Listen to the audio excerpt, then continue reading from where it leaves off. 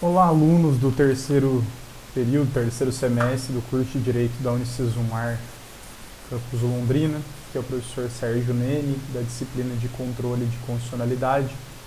Vocês sabem que a partir do nosso próximo encontro a gente retomará aí as aulas ao vivo, mas essa semana, em razão de as questões que envolvem a internet, eu resolvi, por cautela, para evitar aí qualquer problema, e também para não ter prejuízo, diferença de uma turma para outra, fazer a gravação dessa aula. Mas acredito que a partir da próxima semana nós retomemos as aulas aí integralmente ao vivo, inclusive com gravação para aqueles alunos que não puderam participar ao vivo, né? Para que ninguém saia prejudicado, e o mais importante continua sendo o nosso incessante compromisso com o conteúdo da disciplina, né? Que esse sim é o que efetivamente nos importa. Postei junto com esse vídeo, ou vai ser postado junto com esse vídeo, um material, né, de apoio, que eu gostaria muito que vocês dessem uma lida. Esse material eu vou acabar sintetizando ele aqui nesse vídeo, mas é sempre importante que, por mais que o vídeo seja, o professor tem essa função, né, de esclarecer, de explicar, as leituras são sempre muito relevantes para nós do curso de Direito. Afinal de contas, o nosso curso, ele obviamente demanda muita leitura, o que é muito justo, e mais do que demandar muita leitura, ele exige dos alunos que vão além, né, das simples explicações em sala de aula, né, das simples abordagens que o professor faz. Não obstante ser essa a minha função, mas também vocês têm a cota de participação de vocês. Com isso, então conto com todos no sentido de lerem esse material, né? E obviamente, após tudo isso, adentrarem lá ao nosso fórum da disciplina, porque sempre há ali, né, um questionamento à disposição de vocês que vocês devem buscar responder, com forma aí de computar a participação de todos, né? Não só assistir, mas é importante também essa postura ativa de buscar responder. Obviamente que o fórum ele terá aí como temática algum elemento central da aula de hoje, e obviamente também não será algo que lhe vai exigir a ponto de gastar horas a fio para responder, não é o caso. O nosso tema de hoje, pessoal, a gente começa um novo campo da nossa matéria no segundo bimestre, né? No nosso segundo bimestre a gente começa aqui então com as primeiras atividades do segundo bimestre. A gente entra no controle concentrado de constitucionalidade. O controle concentrado de constitucionalidade é bem mais longo do que o controle difuso. E já falei a exaustão dessa diferença, né? Mas volto a repetir, né? O controle concentrado ele vai ter origem no direito alemão, né? E principalmente também no direito da Áustria, né? Os Estados Unidos não adotaram até hoje o controle concentrado de constitucionalidade. Mas da onde vem a ideia de um controle concentrado de constitucionalidade? Enquanto o difuso é aquele que demanda um caso concreto, né? O controle difuso de constitucionalidade é aquele que parte de um caso concreto, onde duas pessoas estão litigando em juízo, né? Um autor e um réu, e um deles, seja autor seja réu, mas é claro, muito mais comum que seja feito pelo autor, alega que uma lei, né, impugnada ali, ou para uma lei que é aplicável ao caso, confronta regras constitucionais, ou seja, confronta a Constituição. E a partir disso, né, por essa lei confrontar a Constituição, o juiz, para julgar o mérito da demanda, né, para saber que quem tem razão é o autor ou o réu, ele vai precisar enfrentar essa questão, essa preliminar. E para enfrentar essa preliminar, ele vai ter que analisar a constitucionalidade. Mas vejam que essa análise da constitucionalidade é feita justamente como pressuposto, né, do julgamento do mérito daquela demanda. Ou seja, a preliminar, ela é uma preliminar porque ele vai se analisar desse conteúdo, mas não pelo fato de discutir se a lei é ou não inconstitucional. Discute se a lei é ou não inconstitucional porque isso é prejudicial, né, à discussão do mérito do processo. Ou seja, para adentrar a discussão do mérito, você precisa antes analisar essa questão, né?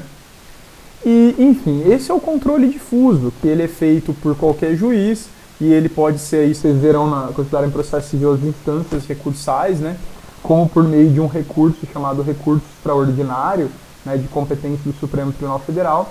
Em última análise, esses recursos, essas discussões poderão chegar ao Supremo Tribunal Federal, que por meio de um recurso extraordinário poderá, né, analisar então essas questões por meio de um controle difuso.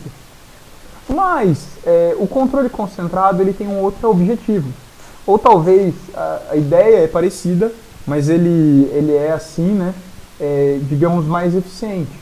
O controle concentrado é aquele em que algum dos legitimados, e são poucos os legitimados que assim o podem fazer, eles ao invés de discutir a lei num caso concreto, eles discutem o ato normativo impugnado, né, diretamente, né, diretamente. Por que diretamente? Porque eles vão diretamente ao Supremo Tribunal Federal para discutir a constitucionalidade ou não daquele ato, de forma genérica e abstrata, ou de forma genérica, impessoal e abstrata. Né? Marquem esses três, a generalidade, a impessoalidade e a abstração. Muito controle concentrado. O que é generalidade? Generalidade é aplicável a qualquer caso, né? Ou seja, eu não estou discutindo que a lei é inconstitucional para o caso A ou para o caso B. A lei é inconstitucional e pronto. Né? Ou é ou não é. A lei como um todo. Impessoalidade não é para resolver, não, ela vai ter por característica o controle concentrado, que a sua declaração de inconstitucionalidade ela não se limita a uma ou duas pessoas que participam daquele processo. Uma vez declarada a inconstitucionalidade da norma, ela vai ser declarada inconstitucional para todos. E a abstração, ou seja, ela não está atrelada a nenhum caso concreto. Ou seja, você está analisando a norma de forma abstrata mesmo, né? Sem vincular ela a um caso concreto. Né? Então, o controle concentrado de constitucionalidade, né, e também chamado de controle abstrato, né, de inconstitucionalidade, ele discute a lei em tese. E o que seria a lei em tese? Ou seja, essa lei é inconstitucional ou não é? Não importa se no caso concreto, isso, aquilo, tudo isso é irrelevante. A discussão é ou ela é ou ela não é inconstitucional. Agora, essa inconstitucionalidade, ela pode ser uma inconstitucionalidade tanto formal, ou seja, a lei na sua formação, né, não seguiu os ritos necessários, né, ou seja, inconstitucionalidade formal porque na criação dessa lei não foram obedecidos os mandamentos constitucionais, como tramitação legislativa, como regras internas do Congresso Nacional de como uma lei deve tramitar, ou a inconstitucionalidade material, ou seja, o conteúdo daquela lei é inconstitucional. O controle genérico, o controle abstrato, né, ele pode ser feito tanto para um quanto para outro.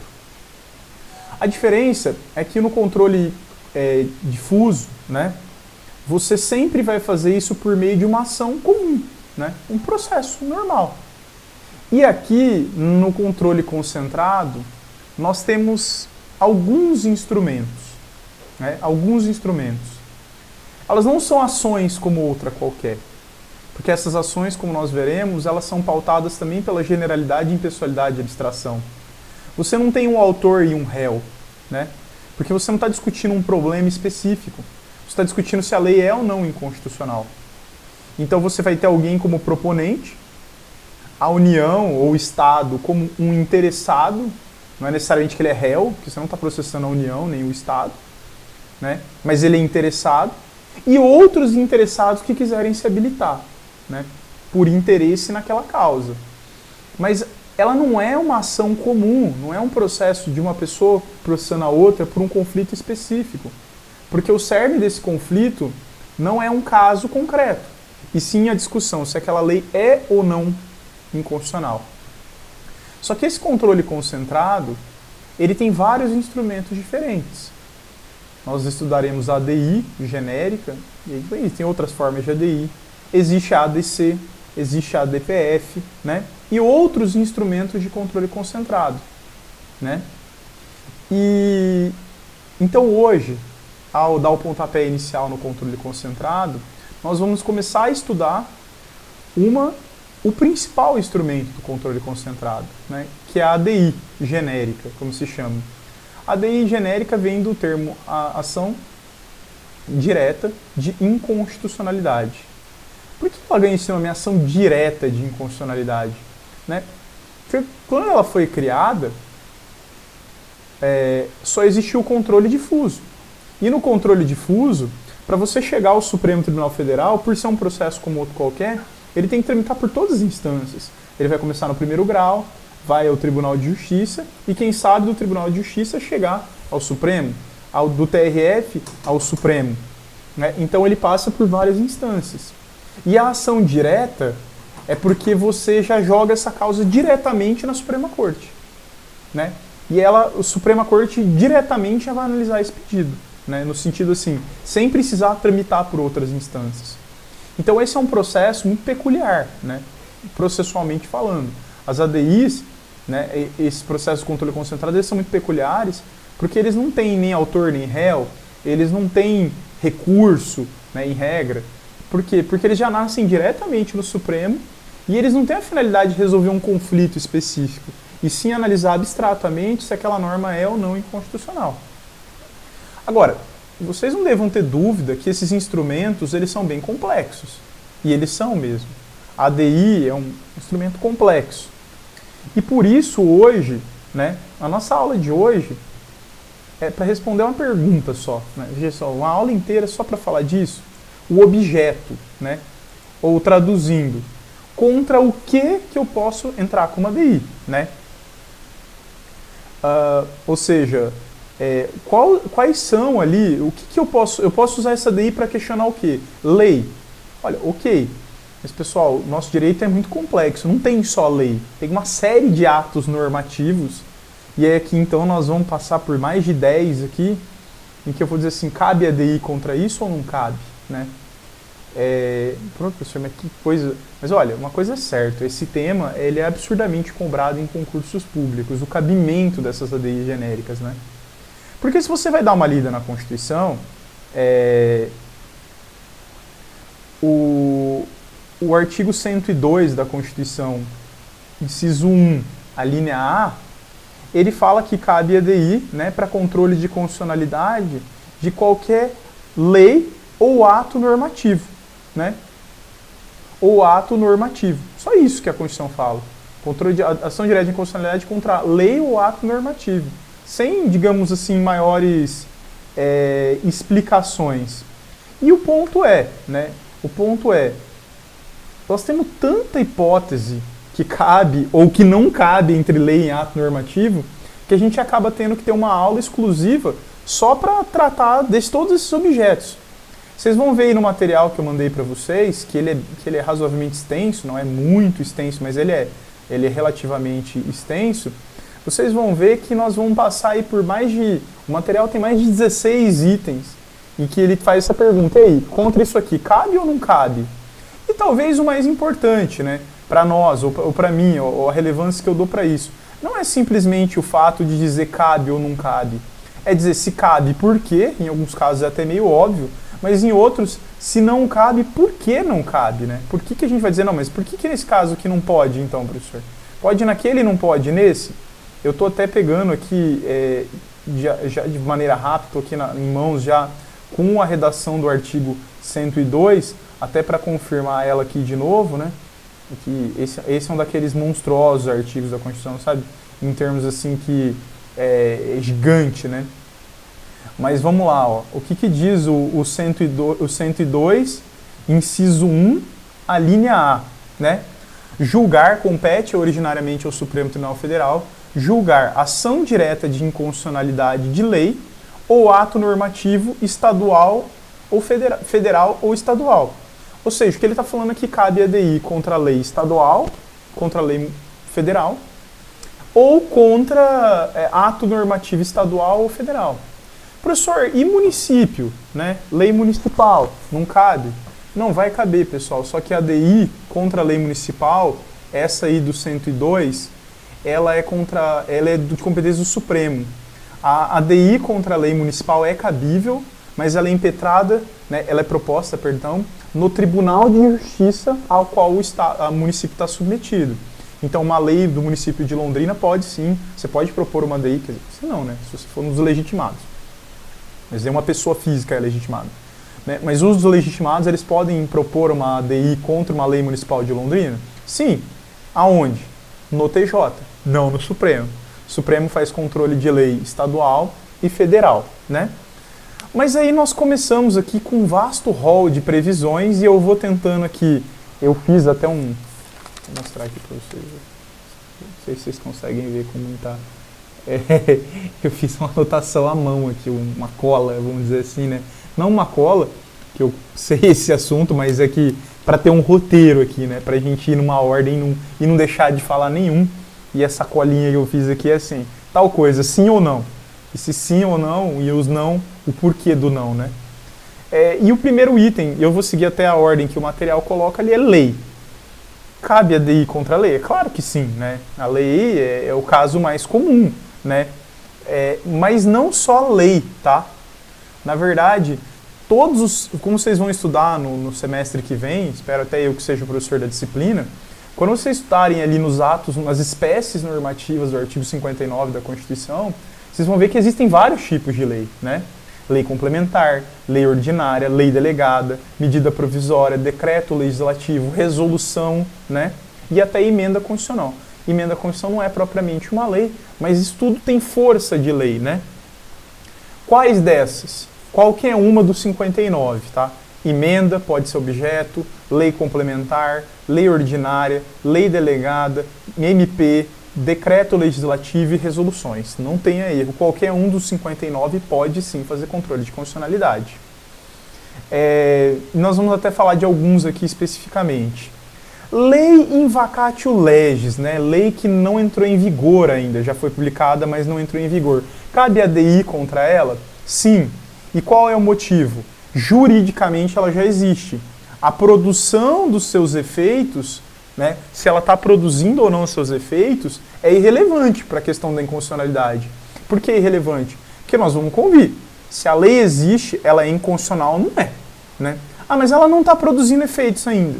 Mas isso não impede a análise de se ela é ou não inconstitucional. De preferência, se ela não for constitucional, se ela for inconstitucional, de preferência que se faça esse controle antes, né, dela entrar em vigor. Né? De preferência. Que assim o seja. Vai esperar então ela entrar em vigor para causar ainda mais danos, né? De preferência não. Então, independente de ela estar em vacatio legis ou não, ela pode sim ser objeto de controle de constitucionalidade. Atos normativos, né? O que são atos normativos? Olha, ato normativo é talvez a expressão mais genérica que exista. Ato normativo é tudo que tem força de lei, mas não é lei, né? Ato normativo é tudo que tem força de lei, mas não é lei, né? E a pergunta é, por exemplo, vou citar um exemplo aqui, uma resolução administrativa de um tribunal. Dentro daquele contexto, ela tem força de lei. Uma resolução da Anvisa, ela é uma lei? Não, ela não é uma lei, mas ela tem força de lei em alguns casos, né? Esses atos normativos, eles podem ser estruturados da seguinte forma. Alguns atos normativos, eles são inferiores à lei. Em que sentido? Você tem uma lei e você tem um ato normativo desse que venha a regulamentar essa lei. Se for essa situação, não cabe controle de constitucionalidade. Por quê? Porque uma portaria que regulamenta um decreto, que regulamenta uma lei, por que não cabe controle de constitucionalidade? E vai ser a mesma discussão dos decretos. Porque se você tem a lei, aí você criou a portaria para regulamentar a lei, se a portaria de alguma forma exacerbou o que a lei permitia, não é caso de inconstitucionalidade. É caso de ilegalidade. Por que ilegalidade? Porque você estará dizendo, então, na verdade, que essa portaria viola a lei que ela regulamenta, né? Só que, ao mesmo tempo, você pode ter uma portaria que não regulamenta nem lei nenhuma. Ela é simplesmente um ato normativo isolado. E aí, nesse caso, cabe controle de constitucionalidade. Olha, pessoal, eu sei que talvez não seja a explicação mais completa. Em direito administrativo e em tributário, talvez isso faça até mais sentido. Mas então lembra do seguinte, se o ato normativo tiver autonomia jurídica, ou seja, ele não for subordinado a nenhuma lei, ou seja, ele não está ali para regulamentar nenhuma lei, ele for ter característica de abstração, generalidade e impessoalidade, cabe controle de constitucionalidade. Aí no outro caso, né? No outro caso, não. Porque se ele não tiver autonomia jurídica, ou seja, esse ato normativo ele se for subordinado a uma lei, qualquer violação que ele tenha, na verdade não é violação à Constituição. Porque você concorda que a Constituição está aqui, a lei está aqui e essa portaria está aqui. Então, você não vai pular a lei. Você vai alegar que essa portaria viola a lei. Agora, imagina que você tem uma portaria que cria um tema, né, um assunto, que não tem nenhuma lei sobre ela, né? E que, então, ela tem autonomia jurídica, ela é um ato normativo isolado. Como você não tem nenhuma lei para alegar a ilegalidade dela, você então vai avocar a Constituição. Porque todos os atos normativos, todas as normas jurídicas no Brasil se submetem à Constituição. E aí, então, você pode falar de inconstitucionalidade. Essa é a ideia, né? O decreto vai ser a mesma coisa, tá, pessoal? O decreto a gente vai falar aqui mais à frente, mas é a mesma ideia do decreto. O decreto, em regra, ele vem para regulamentar uma lei. O decreto é hierarquicamente inferior a uma lei. Então, se o decreto viola a lei, o problema é de legalidade. Agora, às vezes existem decretos que são autônomos. Decretos que não regulamentam lei nenhuma. Então, eles têm autonomia e inovação jurídica, eles inovam. E aí, em vez de fazer o controle dele com uma lei de cima, porque não existe, sobra só a Constituição. E aí pode, né? Então, por exemplo, um ato normativo de um tribunal, um ato normativo da Receita, um ato normativo da Anvisa. Qualquer um deles vai poder ter controle de constitucionalidade, desde que, como eu disse, ele não se submeta a uma lei. Não tenha sobre ele uma lei da qual ele esteja regulamentando. Porque se houver uma lei sobre ele, seria então o caso de ilegalidade, né? Você vai alegar ilegalidade. E aí não é no Supremo, tá? Você vai ter que entrar com uma ação convencional, uma ação comum, e declarar isso lá, a ilegalidade daquele decreto, né? Súmula. Pode entrar com ADI contra súmula de tribunal, súmula vinculante, súmula do Supremo? Não, pessoal. Porque súmula não é propriamente ato normativo, né? A súmula não é um ato normativo, né? A súmula, na verdade, é um entendimento jurisprudencial, né? Ou seja, é um entendimento da jurisprudência que, para, digamos, facilitar, né, a organização jurídica, ela é resumida. O termo súmula vem de sumular algo, é resumir algo. A súmula representa o resumo de vários julgamentos que consolidam o entendimento. Aquilo não é um ato normativo, aquilo não é uma lei. E aquilo tem força vinculante dentro apenas do Poder Judiciário. E alguém perguntar, professor, mas e a súmula de efeito vinculante? O Supremo também entende que não. Porque apesar dela vincular os outros órgãos da administração pública, ela também não tem caráter normativo. Ela não pode se dizer uma norma jurídica nesse sentido, né? Apesar dela ser vinculante. A súmula vinculante é um negócio meio anômalo. É uma coisa meio esquisita mesmo, né? Um negócio meio... Vocês vão estudar a súmula vinculante e falar do Supremo, das competências do Supremo. Mas ela é uma decisão do Supremo que tem força de vincular não só o Supremo, mas o Poder Executivo e o Legislativo, e a administração pública direta e indireta. Mas ela não é possível, né, a proposição de ADI. Mas quanto à súmula de efeito vinculante, eu acho tranquilo, porque os mesmos legitimados para propor ADI são legitimados para provocar o Supremo no sentido de revisar uma súmula vinculante. Então eu vou dizer para você, mas eu não concordo com essa súmula vinculante. Não cabe ADI, mas você pode fazer um pedido, então, provocar o Supremo a revisar ou cancelar aquela súmula vinculante. Então você não vai fazer isso por meio de ADI, mas os legitimados podem impugná-la, entre aspas, de uma outra forma, né? O próximo aqui é emenda constitucional. Emenda constitucional pode ser objeto de controle de constitucionalidade? Sim. Porque a emenda constitucional, ela é um ato do poder constituinte derivado reformador, né? E por ser um ato do poder constituinte derivado reformador, vocês devem lembrar do ano passado que o poder constituinte originário, ele não tem limitações. Mas o poder constituinte derivado tem. E especialmente o reformador. Quais limitações? Olha, eu vou citar aqui meio por alto para não estender a aula. Artigo 60 da Constituição. Tem limitações temporais, limitações materiais e limitações regimentais, né? Ou formais, se vocês quiserem. Então, tem uma forma específica, tem matérias específicas e tem momentos específicos. que devem ser observados. E o ponto é, e se alguém, ou se o Congresso Nacional aprovar uma emenda constitucional em desacordo com esses preceitos do artigo 60? É pacífico o entendimento do Supremo, no sentido de que, se isso estiver acontecendo ou para acontecer, o Supremo pode sim fazer controle de constitucionalidade de uma emenda constitucional por via de ADI. Não tem problema, não. Não tem problema, porque ele tem que seguir algumas condicionantes, né? E próximo, medida provisória. Medida provisória pode? Claro que sim, pessoal. Medida provisória, ela, como vocês vão estudar no semestre que vem, ela é algo que não é uma lei, mas tem força de lei provisoriamente. Como a lei tem todo um rito longo de tramitação, a Constituição fala que em casos de relevância e urgência, né? Ou seja, em casos em que haja um motivo relevante e uma urgência, o Poder Executivo pode editar uma medida provisória que vigorará por um tempo, né? Ela tem prazo de duração. E nesse prazo de duração, ela não é uma lei, mas ela tem força de lei. E nesse prazo de duração, o Congresso vai ter duas opções. Ou convertê-la em uma lei, ou então rechaçá-la. Mas enquanto ela estiver em vigor, cabe ADI? Cabe ADI. Só que tem um detalhe, tá? Se o Congresso converter ela em lei, você vai ter que aditar a petição inicial da ADI, você vai ter que alterar ela, porque mudou o objeto. Você não está mais discutindo a medida provisória, você está discutindo a lei.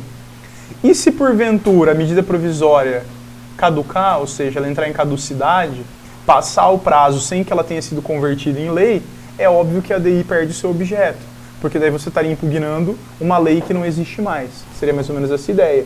E a ADI só serve para discutir leis que efetivamente estão em vigor, né? Estão em vigor. Aí tem um ponto que talvez a gente volte até a falar disso lá no próximo semestre, né? O Supremo, por meio da ADI, ele pode julgar o mérito dessa questão de relevância e urgência? Porque eu falei que a medida provisória ela demanda relevância e urgência. Mas na hora de fazer o controle de constitucionalidade, pode o Supremo analisar se realmente havia relevância e urgência? Com muitas ressalvas, em alguns casos muito especiais, o Supremo entendeu que sim.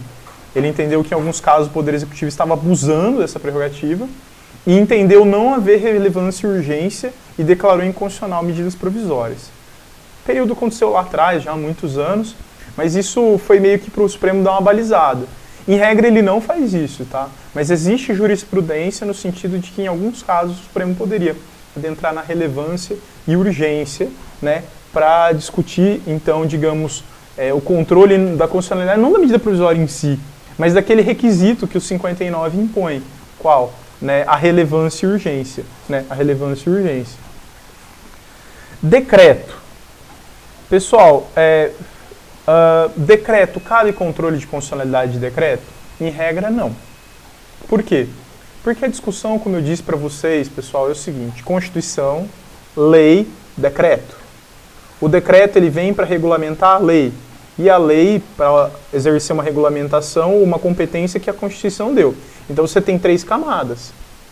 Você não pode fazer o controle de constitucionalidade por via oblíqua ou por via, digamos assim, indireta. Que seria, esse decreto aqui, não interessa a lei, vamos lá discutir ele e a Constituição. Não, porque há uma hierarquia, você está suprimindo uma instância. Então, quando você tem um decreto, você discute ele em face da lei, né, que está em cima dele. Decreto e lei. Então, quando você fala em decreto, o mérito é de legalidade e não de inconstitucionalidade. Agora, numa eventualidade, um decreto que seja autônomo, ou seja, não tem nenhuma lei sobre ele, então aí, nesse caso, num decreto, digamos assim, autônomo, que inova o ordenamento jurídico, aí sim, né, você poderia dizer, então, em controle de constitucionalidade. Mas é uma questão muito rara disso acontecer, né? Porque, em regra, os decretos eles têm a finalidade de regulamentar lei, né? Ou seja, a lei existe e o decreto está ali para definir como aquilo que a lei disse vai funcionar no caso concreto, né? Porque é óbvio que uma lei não vai exaurir todas as hipóteses, principalmente as hipóteses mais práticas da coisa. E isso em algumas áreas, como no direito administrativo, no direito previdenciário, no direito tributário, são muito claras, né? Você tem a Constituição, você tem uma lei, mas você precisa ter um decreto explicando como que aquilo vai funcionar de fato, né? E aí, então, esses decretos não estão, né, sujeitos. Mas quando ele for um decreto de natureza autônoma, ou seja, isolada de qualquer lei, aí sim, excepcionalmente, seria possível discutir a constitucionalidade dele, que não seria possível discutir, então, a sua ilegalidade. Tratados internacionais, de forma bem sucinta. Sim, em regra, pessoal, os nossos tratados internacionais, a compreensão que se tem é meio duvidosa, para alguns é lei federal, para outros é força supralegal. Mas ele fica ali equivalente a uma lei federal, ou algo superior à lei federal, o Supremo já se posicionou nesse sentido, ser força supralegal, mas ainda inferior à Constituição. E salvados aqueles tratados que versam sobre direitos humanos e foram aprovados, ou melhor, recepcionados pelo Congresso Nacional na forma do parágrafo 4º do artigo 5º, né? Tirando esses, um decreto, ou você vai dizer que ele tem força supralegal, ou seja, está acima da lei, mas obviamente abaixo da Constituição, ou senão você vai dizer que ele tem a mesma força que uma lei federal. Seja por um entendimento ou por outro, algo é óbvio. Os tratados internacionais ressalvados aqueles direitos humanos, né, aprovados na forma do parágrafo 4º do artigo 5º, eles estão abaixo da Constituição. Logo, são dotados de generalidade, abstração e impessoalidade, logo eles podem ser objeto de controle de constitucionalidade, sem problemas nenhum. Outro tema que eu vou passar meio batido, porque a gente já conversou sobre isso, né? Normas constitucionais originárias. Ou seja, dá para fazer controle de constitucionalidade de norma constitucional? Eu me lembro de uma obra muito conhecida do direito dos constitucionalistas, né? Para quem estuda direito constitucional, de um doutrinador alemão chamado Otto von Bischoff. Ele fala que ele defende uma tese chamada, o livro dele é conhecido, né, como normas constitucionais inconstitucionais. Ele defende essa possibilidade. Mas essa é uma posição doutrinária, né, distante. Eu lembro até uma vez, quando eu era aluno de graduação, eu perguntei isso ao meu professor de graduação: professor, mas pode fazer controle de norma originária? E ele falou: em absoluto não. Em absoluto não. Não citou o Otto von Bischoff, mas também não serve de style, não serve para nada, porque essa teoria dele não é admitida no Brasil. Mas, só para saber que existe uns doidos aí que falam que pode. Mas, professor, como que a gente resolve, então, esse conflito de normas originárias? Na verdade, o Supremo e os constitucionalistas são muito claros em dizer o seguinte: quando você tem um sistema que funciona como a Constituição, como não há hierarquia, e não há hierarquia entre normas constitucionais, porque elas são todas de mesmo escalão, então, como fazer, então? Por processos interpretativos. A aplicação de princípios, interpretação, hermenêutica, enfim. Processos interpretativos no sentido de analisar aquilo como um sistema e encontrar uma interpretação adequada sem negar vigência a nenhuma norma constitucional. E é esse o entendimento. Normas anteriores à Constituição de 88. Pode fazer controle de constitucionalidade? Pode, mas não por via de ADI. ADI não cabe. Já falei isso com vocês, né? Tivemos uma aula sobre isso, do fenômeno da chamada recepção. Cabe controle de constitucionalidade? Cabe. Na verdade, o termo não é controle de constitucionalidade, o termo é recepção. Mas não por via de ADI. Vai ser por um outro instrumento que nós estaremos chamado ADPF, né? A recepção pode ser analisada pelo Supremo por via de ADPF, não por via de ADI, né? Dando sequência aqui, leis de efeito concreto. Isso aqui é complicado até de explicar o que são leis de efeito concreto. Pessoal, leis de efeito concreto é o seguinte: vocês sabem que lei serve para descrever condutas genéricas e abstratas. As leis servem para isso. Mas vocês vão estudar em direito administrativo que nem toda lei funciona assim. Existem atos administrativos que, para ser feitos, precisam de uma lei autorizativa. Exemplo: você quer desapropriar um bem. Pode? Pode, mas tem que ter uma lei autorizando essa desapropriação. Então vai ser uma lei dizendo: o município de Londrina está autorizado a desapropriar o imóvel do fulano de tal. Essa é uma lei genérica e abstrata? Na verdade, não. Essa é uma lei de efeito concreto. Ela serve para regulamentar um ponto preciso. Outro exemplo, até o exemplo que o livro cita aqui, né? Uma lei estadual que decreta patrimônio público e cultural, tombamento por ser patrimônio público, histórico e cultural de um determinado imóvel. Aquele imóvel é patrimônio histórico, cultural do nosso estado. Isso é uma lei estadual, mas ela não é uma lei genérica e abstrata, ela é uma lei de efeito concreto. E a pergunta é, essas leis de efeito concreto, elas podem ser declaradas inconstitucionais? A resposta da jurisprudência suprema é não, mas bem mais ou menos. Porque tem um caso que sim. Mas esse caso eu vou falar separado. Então lembre-se, as leis de efeito concreto não se sujeitam a controle de constitucionalidade por via de ADI. Né? E nem por outra forma. Por quê? Porque o controle de constitucionalidade genérico, ele depende da generalidade, impessoalidade e abstração. E a lei de efeito concreto é uma lei que não é assim.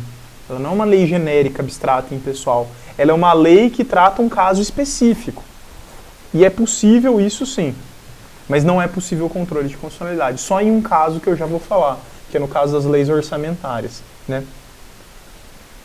Ato normativo revogado. Isso é outra treta também. Cabe controle de constitucionalidade contra ato normativo revogado? Em regra, não. Você fala, não, óbvio não, né? A lei foi revogada, então não caberia. Mais ou menos, tá? Porque tem uns casos que o Supremo fez, e vocês vão entender por que ele fez. O Supremo entende, obviamente, que não. Se o ato normativo impugnado, por exemplo, uma lei, você está impugnando uma lei do Estado do Paraná, por uma ADI, e ela foi revogada, a ADI perdeu o seu objeto. Mas professor, e os danos causados? Vai discutir numa ação individual. Controle difuso aí. Mas se a lei está revogada, não dá para fazer o controle abstrato dela. Mas aí que é o ponto. Por que o Supremo, em alguns casos, reconheceu que sim?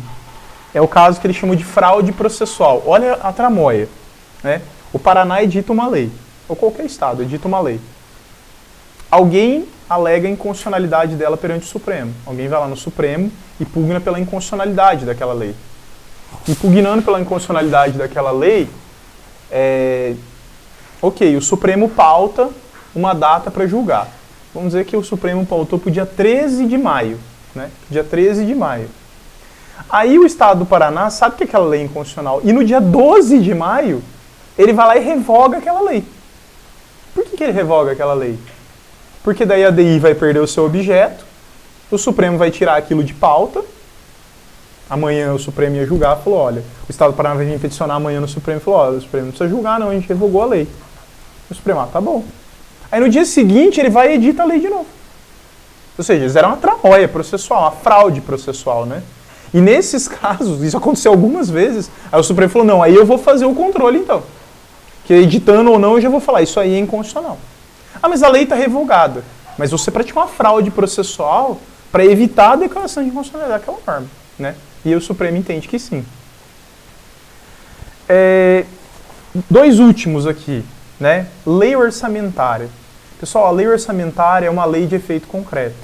A lei orçamentária, ela é uma lei que ela tem por finalidade descrever como vai funcionar o orçamento do Estado ou da União. Isso é complicado isso aqui, sabe por quê? O Supremo diz que pode, mas uma medida cautelar, né? E nunca enfrentou o mérito disso. Então o Supremo nunca disse efetivamente que pode, mas teve um caso em que ele analisou e disse que não podia. Quer dizer, teve um caso que, julgando uma lei orçamentária específica, antes de julgar ela, ele analisou e disse, não, pode julgar, a princípio pode julgar, fazer controle de constitucionalidade de lei orçamentária. Porque ela é uma lei de efeito concreto, mas ela é uma lei de efeito concreto diferente. Só que esse caso nunca foi julgado no mérito. Então o Supremo nunca deu uma decisão definitiva dizendo se pode ou se não pode. Então esse é um tema muito controverso, controle de constitucionalidade de lei orçamentária. Né? E dentro da lei orçamentária, o que o Supremo poderia declarar ou não inconstitucional? Né? Porque assim, lei orçamentária é como vai ser gasto o dinheiro público, né? Naquele exercício fiscal subsequente. Né? Então, esse ano nós estamos aprovando a lei orçamentária de 2021. Ou seja, como a União vai gastar o seu dinheiro em 2021. Quais os projetos, quais as aplicações, enfim. E o último caso aqui é resolução do CNJ ou do CNMP. Pode? Pode. O Supremo entende que sim, porque as resoluções desses órgãos de apoio administrativo, Conselho Nacional de Justiça ou Conselho Nacional do Ministério Público, eles têm, né, o Supremo entende que eles têm a generalidade e a abstração necessárias em impessoalidade para serem considerados atos normativos. E como atos normativos, logo, eles podem ter sua inconstitucionalidade discutida. E o Supremo discute, sim, resoluções tanto do CNJ quanto do CNMP. Pessoal, acabei até me alongando muito, mas o tema é de fato extenso, né? Queria ter feito uma coisa mais sucinta, mas o tema é extenso. Passei aí por mais de 10 itens para sintetizar, né? Nós estamos falando de ADI e apenas, por enquanto, na aula de hoje, as hipóteses de cabimento da ADI, né? Se pode ou não usar a ADI para aqueles casos. Então, deem uma lida no material, procurem depois utilizar o fórum ali e responder o questionamento que eu deixei lá. Se vocês tiverem dúvida, se valham do fórum para me questionar, que eu vou procurar respondê-la e na semana que vem voltaremos aos encontros ao vivo. E vocês podem também tirar dúvidas ao vivo, mas nesse período o fórum é o local adequado. Fico à disposição de vocês ali. Uma boa semana, um bom estudo e até semana que vem. Um grande abraço aí a todos.